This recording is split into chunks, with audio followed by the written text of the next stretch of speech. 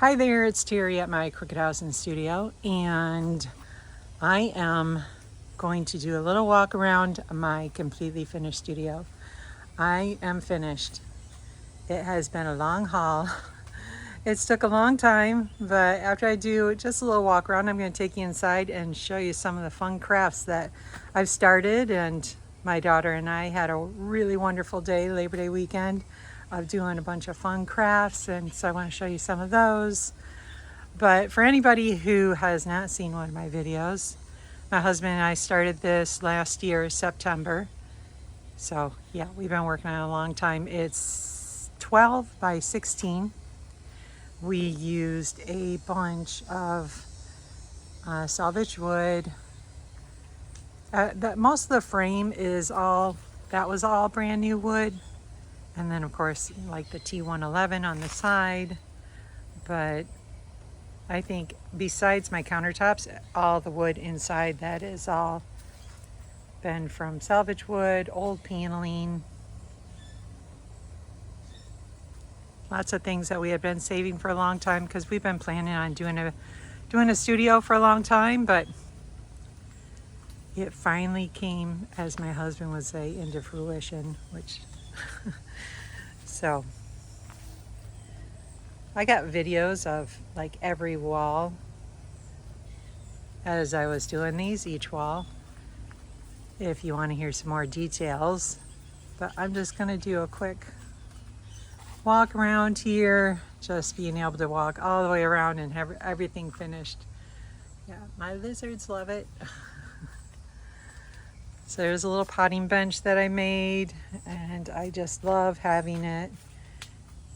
And I use it every day. It's so nice to have all my tools in one place. So nice to have all my crafting supplies in one place.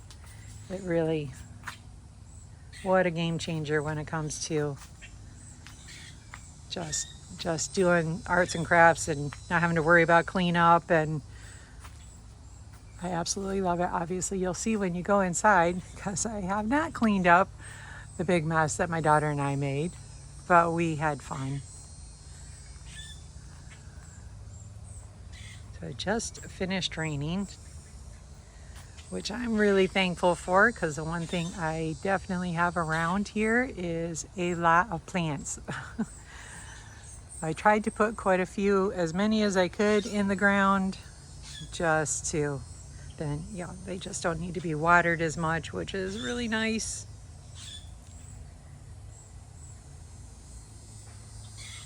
These canopies have just been wonderful. Not only do I get shade, but I also get a bit of a dry area underneath on my potting bench.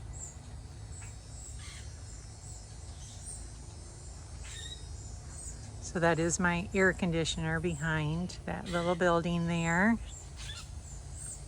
And I'm super excited for this area now, just to think about doing holiday crafts. I just can't believe I'm done, and I just get to spend the whole fall just doing a bunch of crafts. And this is just going to be an ideal place for, like, I want to do like a big spooky tree, maybe a scarecrow sitting in the chair. Hopefully I can find some beautiful mums. The mums down here in Florida, they definitely don't compare to the Michigan mums, that's for sure. I do miss Michigan Falls for sure.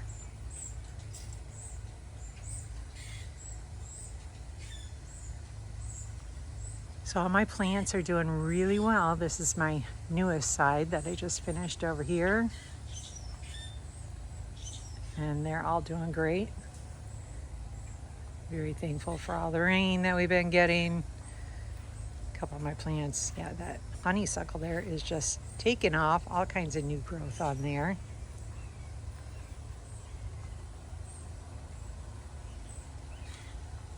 And these canopies are just going to be huge in like December or so, when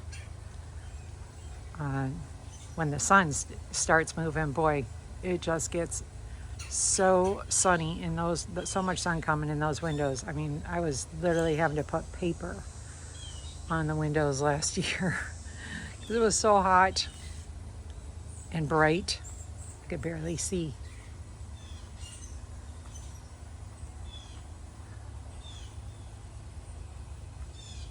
Yeah, if you haven't seen my videos, this is the last wall I just finished.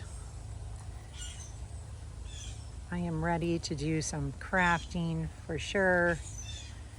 Do some fall and Halloween, Christmas crafts, which I have not done hardly any, like real crafting in a lot of years. I mean, I used to do big crafts every year for gifts. I painted my own Christmas cards. I painted Christmas bulbs. I did have a studio when I lived up in Michigan. This is something new that I had to replace a plant that was in there, and then I had twine in here before, and so I ended up just using wire and putting this old lampshade in there, and that plant's got a lot of new growth on there too, so that's good. So let me take you inside and show you the fun crafts that my daughter and I did, and a couple other that I have done since then. But we just had to top off a big cedar tree, and I saved every piece of wood. The guy who cut it down, he's like, you could probably sell that wood. I'm like, no way, it's absolutely beautiful. So, but yep, saved every twig because I knew I wanted to do some fun fall crafts and stuff. So that's where we started. My daughter, I just asked her, like, right, well, I just pulled up the Pinterest board and said, all right, well, what do you want to do? Because I got pretty much any supply you want. So she chose, oh, there's gunshots now, and my dog barking. So she chose spider webs. And so this is my daughter's here. And she said when she got started, she's thinking, like Blair Witch or whatever. But then by the time she got to her spider, it ended up being way cuter than like Blair Witch, that's for sure. But it's adorable. And the way she's got the hook, she's got it where it actually will like hang like that. And then this is one that I did. And I don't know how well you can see the spider, but the spider is made, and I had too much coffee today. But my spider is made with buttons. The eyes are little wood beads that I painted. And then it's just some like gold wire. Oh no, that's black wire.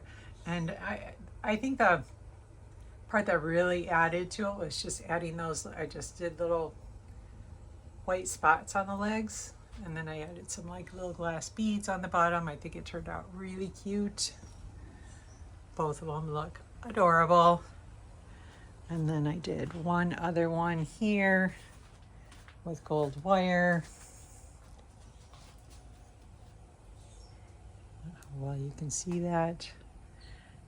And then the spider I did, which wasn't my idea, I seen it on Pinterest, but I did the spider with a little old bulb, which I love that it's actually like kind of bronzy gold looking instead of being silver on there. So that's an old one.